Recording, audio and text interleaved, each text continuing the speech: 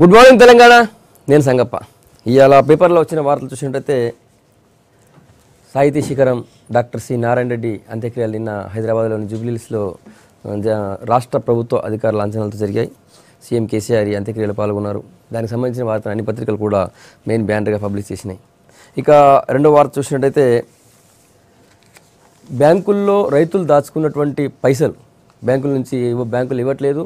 పైగా ఈ 4వ విడత రుణమాఫీకి సంబంధించి వచ్చిన పైసలు కూడా వాళ్ళు రిలీజ్ చేయట్లేదు. తర్వాత వేరే అప్పు ఎక్కడ పుట్టలేని పరిస్థితి ఉంది. సో రైతులందరూ కూడా బ్యాంకుల చుట్టూ తర్వాత వడ్డీ వ్యాపారాల చుట్టూ తిరిగేటువంటి పరిస్థితి వచ్చింది. దానికి సంబంధించి డిమానిటైజేషన్ దెబ్బ ఇప్పుడు కనిపిస్తుందని చెప్పి రైతులందరూ కూడా విలువలాడే పరిస్థితి ఉంది. దానికి సంబంధించిన వార్తని ఒక పత్రిక మెయిన్ బ్యానర్గా పబ్లిష్ చేసింది.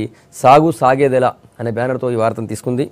రైతు నోట్లో కేంద్రం మన్ను, ఖరీఫ్ సీజన్కు కరువైన పెట్టుబడి సొమ్ము, బంపర్ పంట పండి సొమ్ములు వచ్చినా కూడా కష్టాలే. నిజానికి యాసంగిలో మంచి పంటలు పండినాయి, బాగా డబ్బులు వచ్చినాయి, కానీ అది తీసుకునే పరిస్థితి లేదు. అది చాలా రైతు దైన్యంగా ఉన్నటువంటి స్థితిని ఒక పత్రిక స్పెషల్గా పబ్లిష్ చేసింది. అది ఇంకో వార్తగా ఉంది. ఆ తర్వాత సిద్దిపేట జిల్లా కుక్నూరుపల్లి ఎస్ఐ ప్రభాకర్ రెడ్డిన సూసైడ్ చేసుకున్నాడు తన క్వార్టర్స్లో అక్కడే. దానికి సంబంధించిన వార్త కూడా అన్ని పత్రికలు తీసుకున్నాయి. ఇవి ముఖ్యంగా ఉన్నటువంటివి. తర్వాత ఈ మియాపూర్ భూములకు సంబంధించినటువంటి అక్రమ రిజిస్ట్రేషన్ల వ్యవహారంపై నిన్న కాంగ్రెస్ నాయకులందరూ కూడా ఆ సైట్ని అక్కడ ఆ ప్లేస్ని విజిట్ చేసినారు. దీనిలో ఎంతమంది పెద్దలను కూడా బయటకు రావాల్సిందే. దీనికి సీఎం కుటుంబ సభ్యులకి సంబంధం ఉంది ఈ కుంభకోణానికి అని చెప్పి కాంగ్రెస్ నాయకులు జానారెడ్డి, ఉత్తమ్ కుమార్ రెడ్డి వాళ్ళు ఆరోపించారు. ఆ వార్త కూడా ఒకటి ప్రధానంగా ఉంది. ఇవి ముఖ్యంగా ఉన్నటువంటి వార్తలు.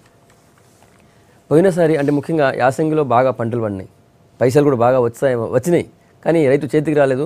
డైరెక్ట్ బ్యాంకులో వచ్చినాయని కూడా బ్యాంకులో వేసుకున్నారు, లేకపోతే డైరెక్ట్గా మార్కెట్ అమ్మిన పైసలని కూడా డైరెక్ట్ బ్యాంకులో జమ అయినాయి.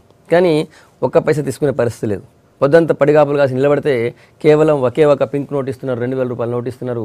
వాళ్ళు విత్తనాలు కొనాలన్నా, దాంతో ఎరువులు కొనాలా, ఏం కొనాలా సరిపోయిన పరిస్థితి. చివరికి కూలీలకు కూడా పైసలు ఇవ్వలేనటువంటి దీనస్థితి ఇప్పుడు రైతుకి ఏర్పడింది. దానికి సంబంధించిన వార్త ఒక పేపర్లో ప్రధానంగా తీసుకుంది. రైతులు కూడా అన్ని మొత్తం రాష్ట్రమంతా వెలువెల్లాడేటువంటి పరిస్థితి ఉంది.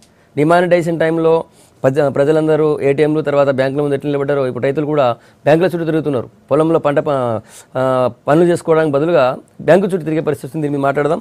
మనతో చర్చలో కాంగ్రెస్ పార్టీ నుంచి అద్దంకి దయాకర్ గారు, తర్వాత బీజేపీ నుంచి అల్జాపూర్ శ్రీనివాస్ గారు, తర్వాత టీఆర్ఎస్ నుంచి ఎమ్మెల్యే జీవన్ రెడ్డి గారు మనతున్నారు. ముందుగా జీవన్ రెడ్డి గారు, మీరు చూస్తున్నారు అన్ని జిల్లాల్లో మొత్తం రైతులందరూ కూడా బ్యాంకుల చుట్టూ తిరిగే పరిస్థితి. ఒక్క పైసా పుట్టిన పరిస్థితి. ఇప్పుడు విత్తనాలు కొందామన్నా, ఎరువులు కొందామన్నా దొరికే పైసలు లేవు. ఇప్పుడు వడ్డీ వ్యాపారాల దగ్గర కూడా పైసలు ఇస్తలేరు, వాళ్ళు కూడా ఇవ్వలేని పరిస్థితి. మళ్ళీ బ్యాంకులో వాళ్ళ పైసలు వాళ్ళకే ఉన్నాయి, కానీ వాళ్ళు తీసుకునే పరిస్థితి. దీనికి బయటపడాలంటే ఏంది పరిస్థితి? భారతదేశం వ్యవసాయ ఆధారిత ప్రాంతం సార్. 70% ప్రజలు వ్యవసాయంపై ఆధారపడి ఉన్నారు.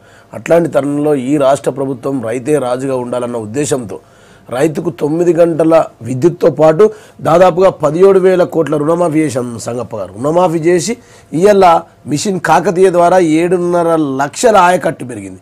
తద్వారా మా ఆర్మూర్ ప్రాంతంలో చెప్తున్నా సార్, 12 లిఫ్టుల ద్వారా 35,000 ఎకరాలకు గుత్పా ఎత్తిపోతల ద్వారా ఒక 35,000 ఎకరాలకు ఇవాళ నీళ్ళు అందించాం సార్. విపరీతమైన రాబడి వచ్చింది సార్. ఇవాళ ఎంత రాబడి అంటే సంగప్ప గారు 40 లక్షల టన్నుల వరి ధాన్యం వచ్చింది సార్. ఈ రాష్ట్రంలో గత చరిత్రలో ఎప్పుడు లేని విధంగా దాదాపుగా కందులు 20 లక్షల టన్నులు వచ్చినాయి సార్. మేమేమంటున్నామంటే ఇంత పంట వచ్చి వర్ణదేవుడు కూడా కరుణించాడు సంగప్ప. అంగట్లో అన్ని ఉండి అల్లు నోట్ల శని ఉన్నట్టు కేంద్ర ప్రభుత్వం తీసుకున్న దరిద్రమైన నిర్ణయం ద్వారా ఇలా ఈ రాష్ట్ర ప్రజలు ఇలా చూడండి సార్, ఇలా మంచి టయానికి వర్షాలు పడ్డాయి. ఇలా దున్నుకుందామంటే ట్రాక్టర్లు ఉద్దర రావట్లేదు సార్. రైతులు పోయి బ్యాంకుల దగ్గర ఇక్కడ నిలబడి ఉంటే సార్, ఇక్కడ చాలా బ్రహ్మాండంగా ఇచ్చారు, నిలబడి ఉంటే వాళ్ళకి డబ్బులు రావట్లేదు సార్. రాష్ట్ర ప్రభుత్వం ప్రిస్టేజియస్గా తీసుకొని 4,250 కోట్లు 4 దఫాలుగా వేసాం సార్. మొన్నటి దఫా వేసి 3 నెలలు అయినా కానీ ఇలా రావట్లేదు సార్. సాంకేతిక ప్రాబ్లమ్స్ అని కొంతమంది ఎస్బీఐ నుంచి ఎస్బీహెచ్ శాఖ మారింది అని చెప్పి కొన్ని బ్యాంకులలో ఇవాళ కేంద్ర ప్రభుత్వం డిమానిటేషన్ ద్వారా బ్యాంకులలో డబ్బులు లేవని చెప్పడం, ఇవాళ ఇంత దారుణమైన పరిస్థితి రావడానికి ఒకవైపు డబ్బులు అమ్ముకున్న పంటలకు పైసలు రాకపోవడం, రైతు రుణమాఫీ డబ్బులు రాకపోవడం, పెట్టుబడికి యూరియాకు ఎరువులకు పెండకు ఇవాళ దున్నుకోవడానికి ట్రాక్టర్లకు డబ్బులు ఇచ్చుకోలేని పరిస్థితి ఒకవైపు ఉన్నది. అటు ఇతర రాష్ట్రాల్లో మధ్యప్రదేశ్లో రైతులు ఇవాళ మొన్ననే కాల్పులు జరిగినాయి రైతుల పైన. ఉత్తరప్రదేశ్ లాంటి రాష్ట్రంలో మరి రైతు రుణమాఫీ చేశారు, మా మధ్యప్రదేశ్లో ఎందుకు చేయలేరని చెప్పి మధ్యప్రదేశ్ రైతులు రోడ్లకు ఎక్కి ధర్నాలు రాస్తారు, ఒకరు చెప్తే కాల్పులు జరిగాయి సార్. ఎంత దరిద్రమైన పరిస్థితి దేశంలో అంటే స్వాతంత్రం వచ్చినప్పటి నుంచి ఇట్లాంటి పరిస్థితి కేంద్ర ప్రభుత్వం ద్వారా ఏ కాలంలో రాలేదు సార్. ఈవెన్ కాంగ్రెస్ ప్రభుత్వంలో కూడా రాలేదు. మేము చెప్తా ఉన్నాం, మేము ఏమంటున్నామంటే వారు చేసుకున్న పంటకు, వారు పండించుకున్న పంటకు వారికి డబ్బులు ఇవ్వలేని పరిస్థితిలో ఉంది సార్. ఒక్కటి సార్, ఎద్దేడిచిన చోట వ్యవసాయం బాగుపడదు, రైతేడిచిన రాజ్యం బాగుపడదు సార్. రైతేడిచినప్పుడు గతంలో రైతులపై కన్నెర్ర చేసి పోలీస్ కాల్పులు, కరెంట్ అడిగితే కాల్పులు జరిపిన ప్రభుత్వం పోయింది సార్. రైతులు ఎర్రజొన్న రైతుల గురించి డబ్బులు ఇవ్వమని చెప్పి జరిగితే కాల్పులు జరిపిన ప్రభుత్వం కూడా పడిపోయింది సార్. ఎక్కడ దిక్కు దివాన్ లేకుండా పోయింది సార్. ఇప్పుడు రైతులతో పెట్టుకున్న కేంద్ర ప్రభుత్వం బీజేపీ అటు 16 రాష్ట్రాల్లో కావచ్చు, ఇలా ఈ రాష్ట్రంలో ప్రజలు ఎదుర్కొన్న డిమానిటేషన్ సిస్టమ్ ద్వారా డబ్బులు రావడంతో ఈ ప్రభుత్వాలు కూడా నిలబడే ప్రభుత్వాలు కావు సార్. ఎందుకంటే ఒక్కరోజు అన్నం పెట్టే సంగప్ప, ఎవరన్నా ఒక్కరోజు అన్నం పెడితే అన్నదాత సుఖీభావ అని వస్తాం సార్. వాళ్ళ ఇంటికి ప్రతినిత్యం వేదిక పైన మన అందరికీ అన్నం పెట్టే రైతులు ఇంట్లో సతాయించడం కేంద్ర ప్రభుత్వం కరెక్టే సార్. రైతులను ఏడుస్తా ఉన్నారు సార్. అయ్యో అని మొర పెట్టుకుంటున్నారు సార్. ఇక్కడ ఇవ్వడండి సార్ సంగప్, ఒక పిక్చర్ చూపిస్తాను సార్. ఇక్కడ ఇవ్వడండి సామాన్య రైతులు సార్. దాంట్లో దయాకర్ గారు నోట్ల రద్దు డిమానిటేషన్ తర్వాత బ్యాంక్ దగ్గర మళ్ళీ అందరు గుమిగుడి గంటలు రోజుల పడిగప్పులు కాసే పరిస్థితి. ఈ పరిస్థితిని ఇదే వేదికల మీద ఎన్నిసార్లు చర్చించినాం. నోట్ల రద్దుతోని భవిష్యత్తులో అన్ని సమస్యలు వస్తాయని మొన్న మన్మోహన్ సింగ్ గారు కూడా చాలా కేటగిరికల్గా చెప్పారు. 10% కొనుగోలు శక్తి నుంచి, అంటే 100లో రెగ్యులర్గా నెలవారీగా రోజువారీగా 10% నుంచి కొనుగోలు శక్తి 3% కొన్న డబ్బులతోని దేశం నడుస్తున్నది. ఏది నిరంతర ట్రాన్సాక్షన్స్ జరుగుతున్న వాటి డబ్బు మాత్రమే ఫ్లోట్లో ఉన్నది. ఎవడైతే అవినీతి పరుడు ఉన్నాడో వాడు బ్యాంకులలో వేసుకున్నాడో లేకపోతే వాడు క్యాప్చర్ చేసుకున్నాడో వాని ఇంట్లో పెట్టుకున్నాడో తెలియదు. నోట్ల రద్దుతోని మొట్టమొదట నష్టపోతున్నది రైతు అని మనకు మధ్యప్రదేశ్ చెప్పింది, మనకు మహారాష్ట్ర చెప్పింది, మనకు గుజరాత్ చెప్పింది, మనకి ఇప్పుడు తెలంగాణ చెప్తుంది. ఆంధ్రప్రదేశ్ కూడా భవిష్యత్తులో వస్తుంది వాళ్ళకు. ఎందుకంటే ఎక్కువ నగదుని కొంచెం వాళ్ళు ఏదో అక్కడ పైరవి చేసి తీసుకున్నారు చంద్రబాబు గారు చెప్పబట్టి ఇంకా అది పడలేదేమో. కానీ ఈరోజు కనీసంగా 10% రుణాలు, పంట రుణాలు ఇవ్వలే, వ్యక్తిగతంగా ఇచ్చేయి. పంట రుణమాఫీకి సంబంధించిన ఏదైతే ఇది ఉంటుందో దాన్ని కూడా ఇప్పుడు చేసుకోలేని స్థితి. టెక్నికల్గా ఏంది, ఎస్బీహెచ్లు అన్ని, అంటే ఎస్బీహెచ్ లేకపోతే ట్రావెన్కోర్ ఇట్లా రీజనల్గా ఉన్నాయి అన్నీ కలిసి ఎస్బీఐగా మర్జ్ అయినాయి. ఇప్పుడు పూర్తి స్థాయిలో ఎస్బీఐ మాత్రమే ట్రాన్సాక్షన్ జరుగుతున్నది. ఈ ఎస్బీహెచ్ నుంచి ఖాతాల సమస్య ఒకటైతే డబ్బు సమస్య ఇంకోటైన పరిస్థితి ఉన్నది. ఇలా రైతుకు మీరు ఈరోజు ఇన్పుట్కు సంబంధించిన అంశాల్లో రైతు అరకదున్నటువంటి కాంచి మొదలు పెడితే, విత్తనాలు వేసే కాంచి మొదలు పెడితే ప్రతి వాళ్ళు డబ్బులే. ఇప్పుడు మనం ఇది నాకు ఎట్లుందంటే జుట్టున్నమ్మ సిక్కేసుకుంటే బోడగుండోడు సిక్కకు ప్రయత్నం చేసినట్టున్నది. ఇలా అక్కడ ఫార్మింగ్ కల్చర్ ఎక్కడైతే డిమానిటైజేషన్ జరుగుతూ ఏ పరిస్థితులు లేని దగ్గర ఫార్మింగ్ కల్చర్, డిజిటల్ ఎకానమీలో రైతు ఉన్నాడు. కానీ ఇక్కడ డిజిటల్ ఎకానమీ లేదు. రోజు నిరంతరం డబ్బులతోనే రైతు కానీ వ్యవసాయం కానీ జరిగే పరిస్థితుల్లో డబ్బు రైతుకు అందించలేకపోతే 60% ప్రజల యొక్క పరిస్థితులు ఇప్పుడు ఘోషిస్తున్న పరిస్థితి ఉన్నది. దీనికి ఎవరు కారణం? కేంద్ర ప్రభుత్వం మనం కారణం అంటాం. మన ముఖ్యమంత్రి గారు కూడా అన్నారు ఇది చాలా మంచి నిర్ణయం అని చెప్పి. ఇలా కొట్లాడితే ఏంటి పైసలు రైతుల కొరకు? రైతు ఇప్పుడు ఇంత ప్రకృతి సహకరించిందో, ప్రభుత్వాలు మీరు మంచి సహకరించిండ్రో, పంట వచ్చింది, పంట అమ్ముకోవడానికి సమస్య అయింది. మనం మిర్చి రైతులు ఏ రకంగా జరిగినా చూసినాం. పంట ఇప్పుడు అమ్ముకున్న దాన్ని చెక్లు ఇచ్చిండ్రు. మీరు చెక్కుల రూపంలో ఉంటే మీకు డబ్బు మీ బ్యాంకు నిల్వ ఉంటుంది అన్నారు. చెక్కులో ఇప్పుడు పోతే 2000 రూపాయలు ఇస్తే, 1 ఎకరాకు మనము రసాయనాలకే 4000 రూపాయలు ఇస్తే సరిపోద్ది అనుకున్న స్థితి నుంచి 2000, 3000 రూపాయలు ఇప్పుడు ఎకరాకు సాగుబడికి ఏ రకంగా అవుతుంది అనేది ఆలోచించాల్సిన అవసరం ఉంది. అయితే నగదు లేదా? నగదు ఉంది. 11 లక్షల పైచిలకి ఇప్పటికి రిలీజ్ చేసిండ్రు. వాళ్ళు రద్దు చేసింది 15 లక్షల కోట్ల రూపాయలు. బ్యాంకుల్లో నగదు లేదు. ఎందుకు అది లేదు? ట్రాన్సాక్షన్స్ మీద, బ్యాంక్ ట్రాన్సాక్షన్ మీద ఇక్కడ ఎక్స్‌ప్లాయిటేషన్ అనేది ఇక్కడ జరిగింది. ఎవరైతే పెట్టుబడిదారులు ఉన్నారో, ఎవరైతే బ్లాక్ మనీ చేసుకోవాలనుకున్నారో వాడు మళ్ళీ బ్లాక్ చేసుకున్నాడు. దాన్ని బయటికి తీసే సత్తా మన దగ్గర లేదు. ఇప్పుడు అది మనం యంత్రాంగం చూడాల్సింది. ఏం చేస్తాం ఇప్పుడు? డబ్బు మొత్తంగా వాళ్ళు ప్రింట్ చేసినే మొన్న అధికారికంగా మళ్ళీ 500 రూపాయలు ఏ సిరీస్ కనుక వస్తే కంప్లీట్గా నీకు 15 లక్షల కోట్ల రూపాయలు రికవరీ అయినట్టుగా మనకు ఉంటుంది. సరే, దాంట్లో దొంగ డబ్బు ఎంత వెళ్ళింది, మంచి డబ్బు ఎంత వెళ్ళింది, ఇది ప్రజలకు ఎంత పంచుతారు అనేది సెకండ్ అంశం. అసలు నగదు ఫ్లోట్లో జనం దగ్గర రోజువారీ కార్యక్రమాలకు కూడా లేని స్థితిలో ప్రభుత్వం ఏ రకంగా దీన్ని సమర్థించుకుంటుందో చూడాల్సిన అవసరం అవుతుంది. అయితే రైతు పంటను కొనకపోతే ఒక చర్చ, కానీ పంట పండించడానికి లేకపోతే నీకు మొత్తం జీడిపి మీదనే ఎఫెక్ట్ పడే అవకాశం ఉంటుంది. ఇది మొదలుగా నేను భావిస్తున్నా. వాళ్ళ రాష్ట్రాల్లో వాళ్ళు రైతు రుణమాఫీ కొరకు కానీ చర్చ జరుగుతుంది, కానీ రైతులు రోడ్డెక్కిన స్థితి ఏంటంటే డబ్బులు లేక ఈరోజు ప్రజలు ఇక్కట్లో పడుతున్న పరిస్థితిని వాళ్ళు అర్థం చేసుకుంటే మంచిది. ఏ రకమైన అసలు నాకైతే రిజాల్వ్ కొరకు ఏ రకమైనది ఇప్పటికీ నాకు తెలిసి సంగప్ప గారు 80,000 పైచిలకు దేశంలో మొత్తంగా కూడా ఇండస్ట్రీస్ కొలాప్స్ అవుతున్నాయి, మర్జ్ అవుతున్నాయి. ఇది ఆర్థిక సంక్షోభం దిశగా పోతుంది. 50 రోజుల సమయం ఇవ్వండి, నేను ఒకవేళ నేను ఇది సెట్ చేయకపోతే నన్ను ఉరి తీయండి అని ప్రధానమంత్రి గారు అన్నాడు. ఇలా రైతులు ఉరి తీసుకుంటుంటే పట్టించుకుంటూ లేదు. ఓకే, అదే ప్రశ్న శ్రీనివాస్ గారు మాట్లాడే ముందు ఒకటి సార్, ప్రధానంగా ఇప్పుడు మన తెలంగాణ ప్రాంతంలో వ్యవసాయం సిస్టమ్ ఎట్లుండే సార్, డైలీ వాళ్ళకి కూలీలు కావాలా సార్. ఇలా పొలం వేస్తున్నామంటే ఇలా ట్రాక్టర్ దున్నితే వానికి పైసలు ముందు ఇస్తేనే డీజిల్ పోసుకొని వస్తాడు. ఒక 50-200 రూపాయలు ఇస్తేనే డీజిల్ గంట దున్నిపోవడానికి ముందరికి వస్తాడు. అదేవిధంగా డైలీ వారి లేబర్ కూడా సార్, లేబర్ అంతే. ఇలా పొలం వేసిర్రా, సాయంత్రం 6 గంటలకు పైసలు ఇవ్వాలా, ఇలా పొలంలో కూర్చుని పైసలు ఇవ్వాలా, బ్యాంకు పోయి ఏటీఎంలో లైన్లు పట్టాల రైతులు. ఇంత అధ్వాన పరిస్థితి, దారుణ పరిస్థితి ఈ దేశంలో ఎప్పుడు రాలేదు. దీనికి పూర్తి బాధ్యత బీజేపీదే. రైతు 5 ఏళ్లలో రైతు ఆదాయం రెట్టింపు చేస్తామని చెప్పి ప్రధానమంత్రి పదే వచ్చి రాకముందు చెప్పినారు, వచ్చిన తర్వాత కూడా చెప్పినారు.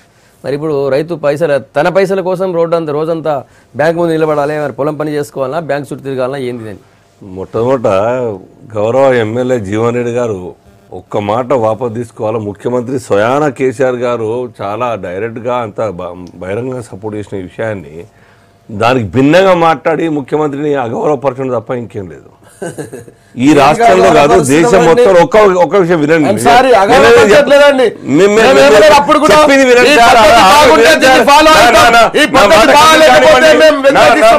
కంప్లీట్ కానివ్వండి, మీరు మాట కంప్లీట్ పద్ధతి బాగుంది, ఈ పద్ధతి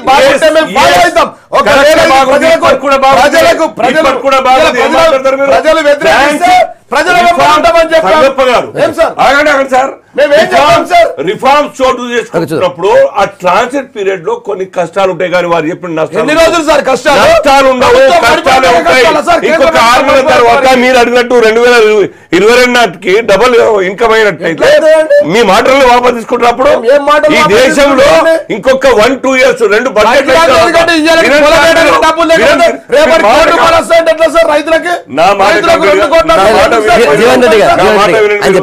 ఏమంటున్నాను, ఈ దేశంలో కొన్ని రిఫార్మ్స్ చోటు తీసుకుంటున్నప్పుడు డెఫినెట్ గా కొన్ని కష్టాలు ఉంటాయి. ఎన్ని రోజులు? కొద్ది కాలం మాత్రమే. ఇవాళ 2 రిఫార్మ్స్ జరిగినాయి దేశం మొత్తంలో. ఎస్బీఐ మొత్తం కూడా ఎస్బీఐలో మెర్జ్ అయింది. రెండోది డిమానిటైజేషన్ ద్వారా మొత్తంగా కూడా మార్కెట్లో మొత్తం సిస్టమ్ కూడా కొత్త రూపం తీసుకుంటా ఉన్నాయి. ఈ తరుణంలో కొన్ని కష్టాలు ఉంటాయి, నష్టాలు ఏమి ఉండవు. నష్టాలు కాదు, లాభాల్లో పడ్డ విషయము. మొన్న ఇండివిజువల్ ఇన్కమ్ ట్యాక్స్ యొక్క పర్సెంటేజ్ ఎంత పెరిగింది తెలుసు కదా, 34.5% పెరిగింది ఇన్కమ్ ట్యాక్స్. 34.5%. ఇంకా ఒకటే బడ్జెట్ 6 నెలలు 3 నెలలు అంత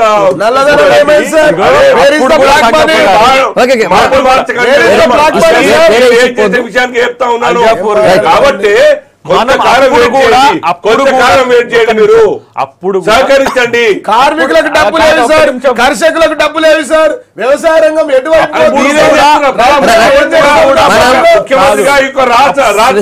ముఖ్యమంత్రి రైతులు పుట్టి ముంచుతా ఉన్నారు, రైతులు ఆత్మహత్య చేసుకునే పరిస్థితి. ఆ రోజు కూడా సంస్కరణ అంటేనే ప్రజలు ఓపిక పట్టిండ్రు, లైన్లో నిలబడ్డారు. సంస్కరణ అంటేనే మాకు ఆ రోజు కూడా మనం వాదించింది తాత్కాలికంగా వస్తున్న కష్టాలు నివారించమని అన్నాం. ఆ రోజు అట్లా చేయలేకపోయింది. ఇప్పుడు మీరు మాకు ఇచ్చినారు. మీరు ఇంకో కొత్త రూపం 5 సంవత్సరాల తర్వాత ప్రభుత్వాన్ని యావత్ ప్రపంచం మొత్తం అంత ఎందుకు బాధ? 5 సంవత్సరాల తర్వాత చూద్దాం, నువ్వే చేస్తావు, అదే దాన్ని తెలుస్తాయి. ఇప్పుడు ఏమో అంటారు కదా,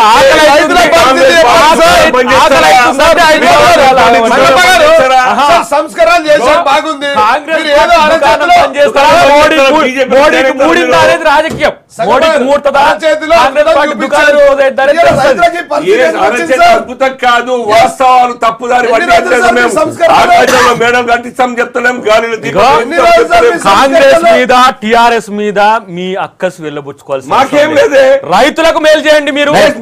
ప్రభుత్వమా లేకపోతే 2022 నాటికి ఖాళీ లేదు. రైతులందరూ కష్టజీవులు, ఈ దేశానికి అన్నం తినండి, అపారమైన గౌరవం ఉన్నది, వాళ్ళ కష్టం సమాజం నడుస్తున్నది.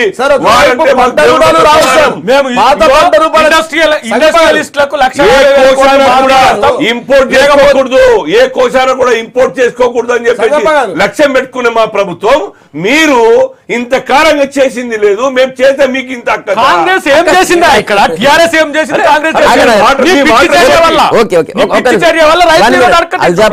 శ్రీనివాస్ గారు ఇక్కడ కాంగ్రెస్ టిఆర్ఎస్ వాళ్ళ కస వదిలేసింది. రైతుల విషయం చెప్పి రైతుల పరిస్థితి ఏంది? రైతులు బ్యాంకుల్లో వాళ్ళ పైసలున్నాయి, వాళ్ళ ఖాతాలు వాళ్ళ పైసలున్నాయి, వాళ్ళు విత్తనాలు వేసుకోవాలి. దుక్కి దుంతే వానికి అరగగట్టిన పైసలు ఎడికెళ్ళి కాగండి. మీరు 2022 వరకు గారు ఒక పేపర్ లో కాదు నేను చెప్పాను, ఈ ఫోటోలో అంతకు ముందు రైతు ఈ ధాన్యం దాన్ని డబ్బులు ఇవ్వకుంటే రాస్తారోకోలు చేస్తుర్రే. రాస్తారోకోలు ప్రతి మండలంలో ప్రతి గ్రామంలో మా డబ్బులు కావాలి, 50 రోజులైంది, ₹1 రావాలని చెప్పి ఒక పేపర్ కాదు. మేమే మీ నిజామాబాద్ జిల్లా, వరంగల్ జిల్లా, కరీంనగర్ జిల్లా, 3 జిల్లాల నుంచి మా రిపోర్ట్స్ వచ్చినాయి. మా రిపోర్టులు ఐటమ్ పంపించారు. బ్యాంకుల దగ్గర పైసల కోసం రైతులు నిలబడ్డారు.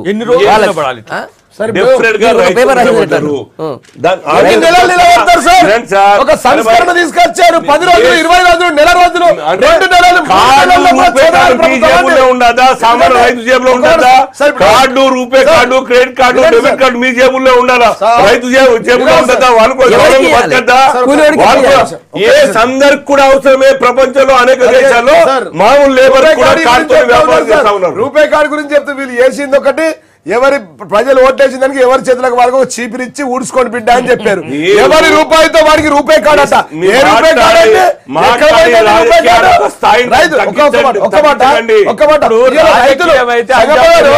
అంటే దీంట్లో క్లియర్.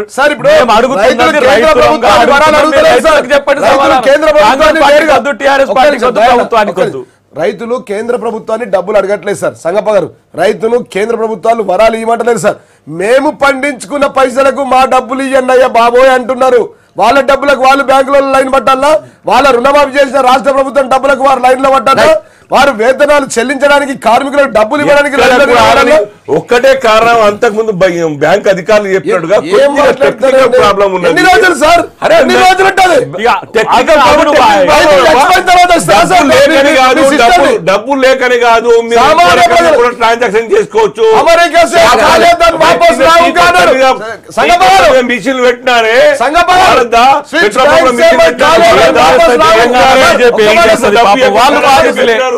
स्विस बैंक से मैं कालेदन वापस लाऊंगा. ఎక్కడ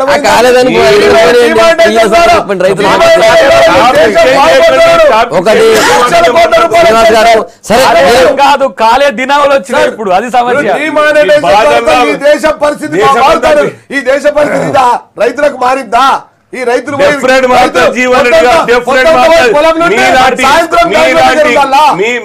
మీలాంటి యొక్క స్వార్థపర రాజకీయ నాయకులు సమాజంలో ఈ రకంగా తప్పుదారి పట్టితే దేశం మొత్తం ఒక రాష్ట్రం సపోర్ట్ చేసిందంటే గౌరవ ముఖ్యమంత్రి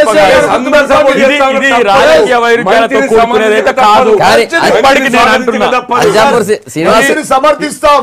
మీకు చేత కాకపోతే వ్యతిరేకిస్తాం. పూర్తిగా రాజకీయాల వైపు నెట్టి సీన్ గారు ఇదేదో రాజకీయాలకు సంబంధించిన అంశంగా మార్చే ప్రయత్నం చేస్తున్నారు.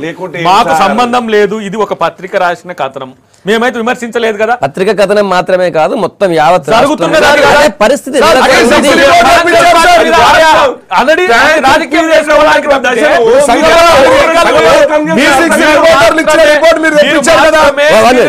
ఇది మీకు ట్రాన్సిట్ పీరియడ్, కానీ రైతుకు చాలా చాలా కీ కీలకమైనటువంటి టైం. ఈ టైం మిస్ అయితే రైతు పరిస్థితి ఎడ్యుకేట్ చేయాల్సిన బాధ్యత ఏం చేయాలి? ఎడ్యుకేట్ కాదు, వాళ్ళకి పైసలు కావాలి. చేయాల్సిందే. పంటలు వేసుకోవద్దని చెప్పాలనా? రైతుల కోసం 3 ఏళ్ళు అయింది సార్ కేంద్ర ప్రభుత్వం వచ్చి. సంగపారు రైతుల కోసం చేసిన ఒక పని చెప్పండి సార్ దేశవ్యాప్తంగా.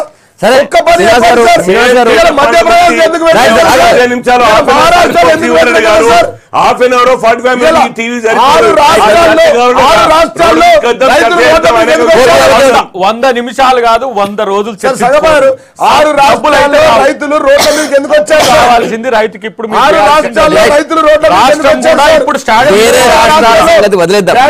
మన రాష్ట్ర రైతుల గురించి కేంద్ర ప్రభుత్వం మోడీ గారి ప్రభుత్వం సార్. నోట్ల రద్దు అనేది తప్పు అని కేసీఆర్ గారు నిర్ణయం తీసుకొని దీనికి సంబంధించిన విధానపరమైన నిర్ణయం తీసుకోకపోతే రైతు నష్టపోతాడు.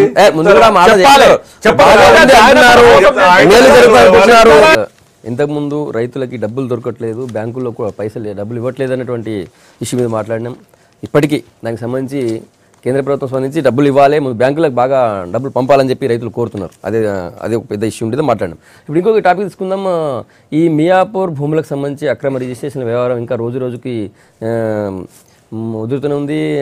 ప్రభుత్వం ఆల్రెడీ ఇప్పటికే మొత్తం మియాపూర్, శంషాబాద్, తర్వాత మేడ్చల్ తదితర ప్రాంతాల్లో అక్రమ రిజిస్ట్రేషన్ జరిగినటువంటి అన్ని రిజిస్ట్రేషన్లు రద్దు చేసింది. అయితే నేను కాంగ్రెస్ వాళ్ళు నిన్న ఆ సైట్కి పోయినారు, మొన్న బీజేపీ వాళ్ళు పోయినారు. ప్రతిపక్షాలన్నీ కూడా దానికి అవసరమైతే సిబిఐకి ఇవ్వమని చెప్పి కోరుతున్నాయి. రాష్ట్ర ప్రభుత్వం అవసరం లేదని చెప్పింది. దాని మీద మాట్లాడదాం. ముందు దయాకర్ గారు, నిన్న మీ వాళ్ళందరూ అక్కడ పోయి వచ్చినారు కదా, మీరు కూడా పోయినట్టున్నారు. రాష్ట్ర ప్రభుత్వం ఇన్వెస్టిగేట్ చేస్తుంది, పోలీసులు ఆల్రెడీ ఇన్వెస్టిగేట్ చేసి దానికి బాధ్యులైన అధికారులందరినీ కూడా జైల్లో పెట్టినారు, ఇంకా కంటిన్యూ చేస్తున్నారు ఇన్వెస్టిగేషన్ అని చెప్తున్నారు రాష్ట్ర ప్రభుత్వం. రాష్ట్ర ప్రభుత్వం పెద్దలే దాంట్లో ఉన్నారు కాబట్టి వాళ్ళ మీద నమ్మకం లేదు. రిజిస్ట్రేషన్ రద్దు చేసింది గవర్నమెంట్. రిజిస్ట్రేషన్ రద్దు కాదు, ముఖ్యమంత్రి స్కామే లేదన్నాడు. ఇప్పుడు అది సమస్య. స్కామ్ లేదనే హక్కు ముఖ్యమంత్రికి ఎవరు ఇచ్చిండ్రు? ఎట్లా రాటిఫై చేసిండ్రు? ఎంక్వైరీ జరిగిందా?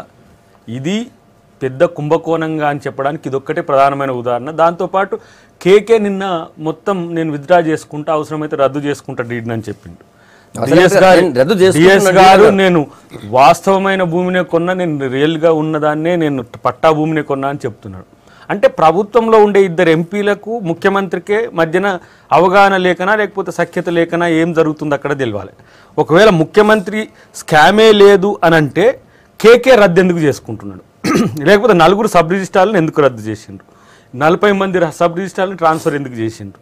ఇలా ఒకవేళ అదే కనుక కేసీఆరే రైట్ అయితే వీళ్ళిద్దరు తప్పు అన్నట్టు, వీళ్ళిద్దరిని లోపడబడేయండి.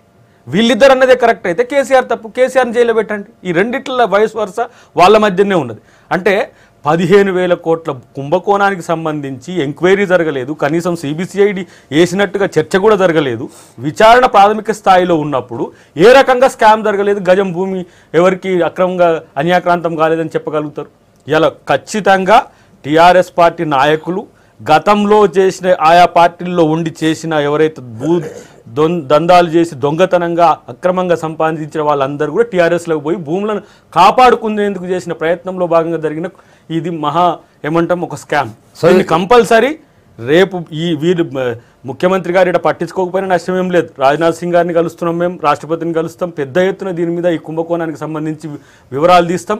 పార్టీలు ఎవరైనా సరే, పార్టీలు సంబంధం లేదు, పార్టీలు అవినీతి చేయవు, పార్టీ ఎంటిటీ కాంగ్రెస్ పార్టీ అది ఒక వ్యక్తిగా లేదు. ఇలా పార్టీలో ఉండే దొంగలు చేస్తున్న ఈ దురాగతాలను చూస్తూ దొంగలను కాపాడే ప్రయత్నం ముఖ్యమంత్రి చేస్తే ముఖ్యమంత్రి కూడా జైలుకి వెళ్ళక తప్పదని చెప్పి హెచ్చరిస్తున్నాం. ఎందుకంటే దొంగలను కాపాడకండి, నయీం కేసులో కాపాడినట్టుగా గతంలో దాంట్లో మాట్లాడినట్టుగా ఇలాంటి చేస్తే మాత్రం కంపల్సరీ తను కూడా పెనలైజ్ అవుతారు. మాది స్కీమ్ల ప్రభుత్వం, అయిపోయింది మీది ఆ రోజులు అయిపోయినాయి. మాది స్కీమ్ల ప్రభుత్వం, స్కామ్ల ప్రభుత్వం కాదు సార్. కాంగ్రెస్ ప్రభుత్వం స్కామ్ల గురించి అవినీతి గురించి మాట్లాడితే దయ్యాలు వేదాలు వాళ్ళు దయ్యాలు ఇప్పుడు ఎవరు దయ్యాలు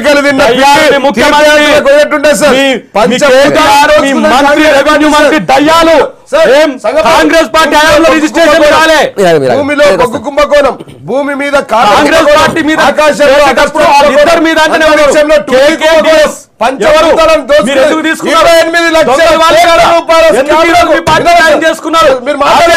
అజయ్కి 10,000 గజాలు గాంధీ జాయిన్ చేసుకున్నారు.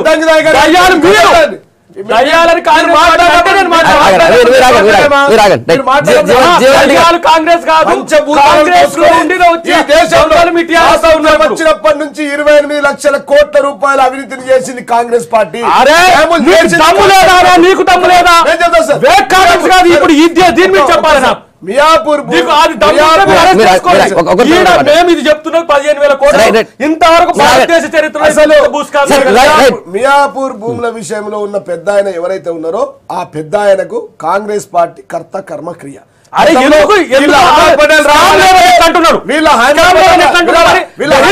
రావాలంటే ఆయన టికెట్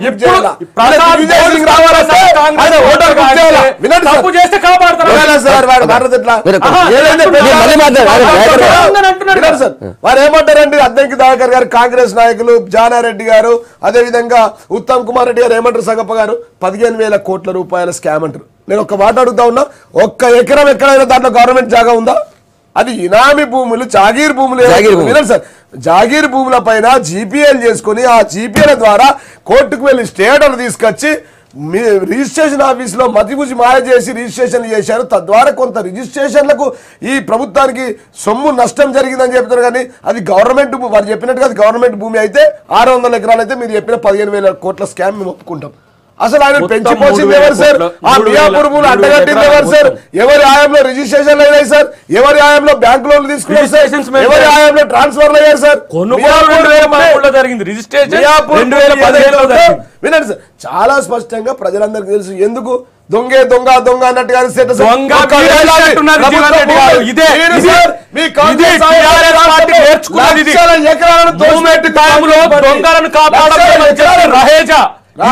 ఇదే ఎంఆర్ ప్రాపర్టీస్ మీద మేము చేసినాం.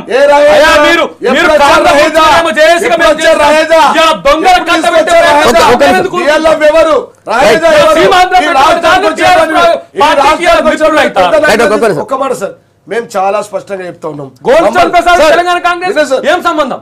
Gold stone Prasad Congress agent. Gold stone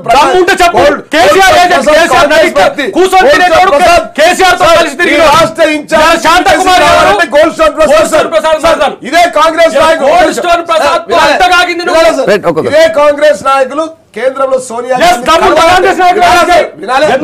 వినాలా సార్? దగ్గర ఓపిక ఉండాలా?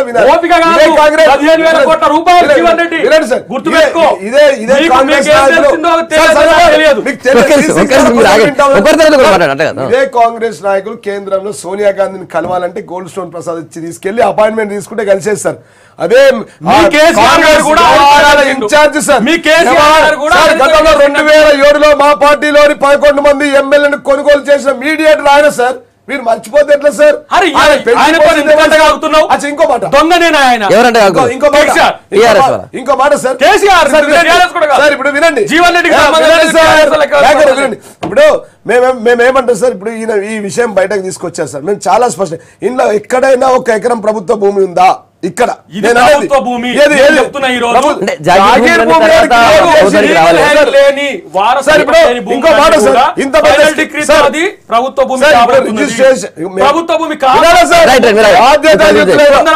బాధ్యతాయుతమైనటువంటి ఎవరైతే రిజిస్ట్రార్ వాళ్ళు సస్పెండ్ చేయడం జరిగింది. 11-22 ప్రభుత్వానికి ప్రభుత్వ భూమి కాదు, అది జాగీర్ భూమి కదా అని చెప్పి అంటున్నారు. ఫైనల్ డిగ్రీ ఒక మాట సార్, ఈ అవినీతి బయటకు వచ్చింది కదా సార్. ఈ అవినీతిని ఎవరన్నా కాంగ్రెస్, టీడీపీ, బీజేపీ కంప్లైంట్ ఇచ్చారా సార్ ప్రభుత్వానికి? గౌరవ ముఖ్యమంత్రి గారు గుర్తుపెట్టుకోండి. గౌరవ ముఖ్యమంత్రి గారు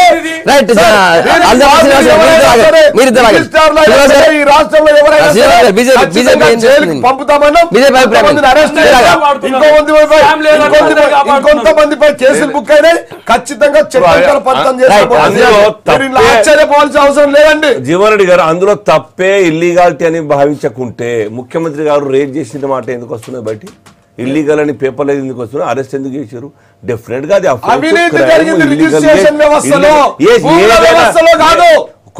భూములు కూడా భూముల యొక్క రైట్స్ కూడా చర్చనే. రైట్స్ ఎవరు చెందాలి?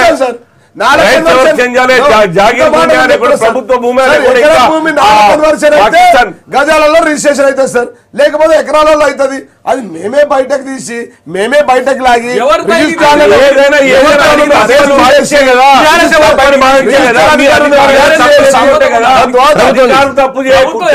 రిజిస్టర్ తీసి పై అధికారులు ఏం మాట్లాడతారు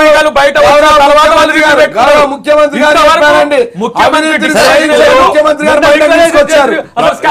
జీవన్రెడ్డి గారు తప్పులైతే ఈ ఒక్క సర్కార్ లో అనేక తప్పులు అనేక డిపార్ట్మెంట్ సమర్థిస్తే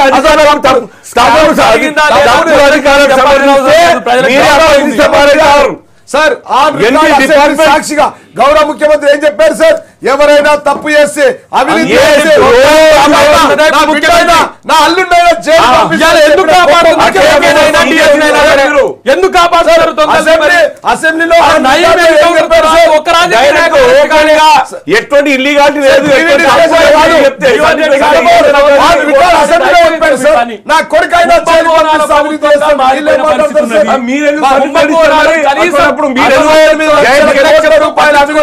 ఈ దేశంలో స్వాతంత్రం వచ్చినప్పటి నుంచి దేశాన్ని అడ్డంగా నిలుగా దోసింది ఒకరు దర్వాజా దోసుకోపోతే సరే మొత్తం ఫైనల్ ఒక విషయం చెప్పండి జీవన్ గారు. ఈ మియాపూర్ భూముల్లో సరే జాగిర్ భూములు అయినప్పటికీ రిజిస్ట్రేషన్ రద్దు చేసినారు ఓకే, కానీ మిగతా భూముల పరిస్థితి ఏంది? తర్వాత దానిలో ఉన్న వాళ్ళ పరిస్థితి 100% గౌరవనీయులు రాష్ట్ర ముఖ్యమంత్రి 22 రిజిస్టర్ ఆఫీసుల మీద దాడులు చేయించాం. ఖచ్చితంగా ఎక్కడైనా అవినీతి జరుగుంటే బయటకు తీస్తాం. ఒకవేళ గవర్నమెంట్ భూములను ఎవరైనా తీసుకుంటే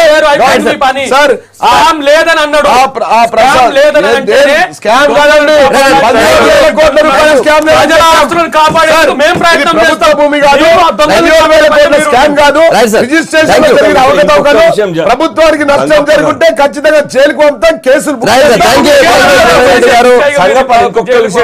ఈ రాష్ట్రం రోజు నడుస్తాను చర్చ ఈ యొక్క కాంట్రాక్ట్ క్యారేజ్ బస్సుల గురించి, దాని గురించి తీయండి.